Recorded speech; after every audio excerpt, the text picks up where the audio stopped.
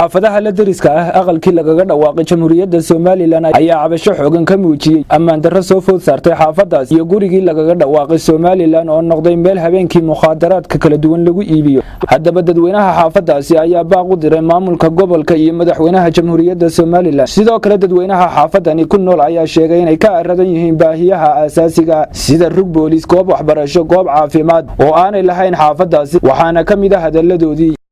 imika goobtan aan jooga waxa weeyaan goobtii gurigii Soomaaliland gooni istaageedii lagula soo noqday calanka laga taagay. waxa weeyaan gurigii wuxuu isu bedelay waxaan yacnihii waxba aan laga garan karin oo dhufaysyo ah, dhufaysyadaasoo dhufaysyo qabri ah iyo dhufaysyo ragga iyo dumarkaas kala sinaysanaya isla galaan. maxaan idhahay tuugta wax xadaysa ereeraha dhacaysa iyo qofkii wax sitaba ay kaga soo baxayaan. waxa weeye anigu hooyaanahay islaan hooyo oo da'abaanahay beentuna waa iga xaaraan. waxa weeye maalinkii shalay ahaa ri aan leeyahay way soo gashay, markay soo gashay awood aan kaga soo saaro markii qaraabadii gashay waan waayay.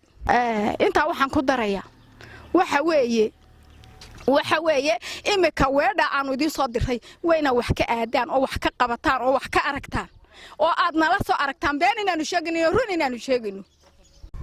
halkan waxa weeyaan goobtan aan joognaa goobtii laga dhawaaqay dawladda Soomaaliland.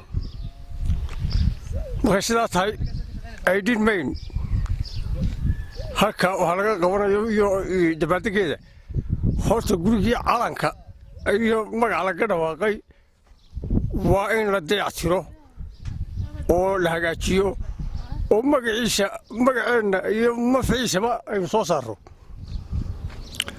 waxay taa ku darayaa kale dad baa markii hore ku jiray, dadkii waa laga saaray ku jiray meesha.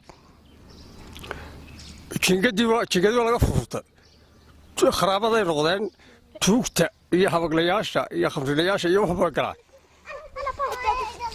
halkaas markaa waxay noqotay hoy tuugideedahay iyo qaraabaday noqotay.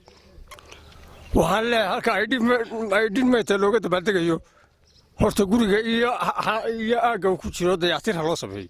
saldhigga marka la eego saldhigga dhexe ee magaalada Burco iyo saldhigga Maxamed Cali iyo caafimaadka waa ka dayacanay labadaas waa saldhigga noogu sokeeya.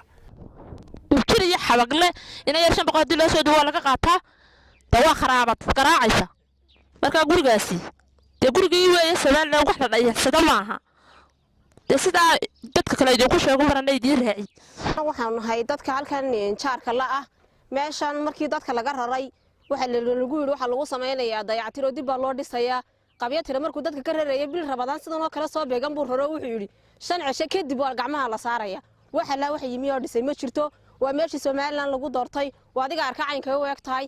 imikana waxa weeye anaga waxaan ku qabnaa dhibaato weyn, sakhraamiinta timaada, khamriga lagu miisaa, habaglayaasha soo gasha, fiidkii lama dhex mari karo. waad ka baqaysa waxaan jaarka oo dhow ka baqayeen habeen ciidan yimaada ma jiro, saldhig boolis nuguma dhawa, dhibaato weyn baa naga haysta. marka waxaan leenahay dhimeenka la xusayo waxa idin marka hore Soomaaliland bartii lagu magacaabay marka hore la soo muujiyo la dhisabay.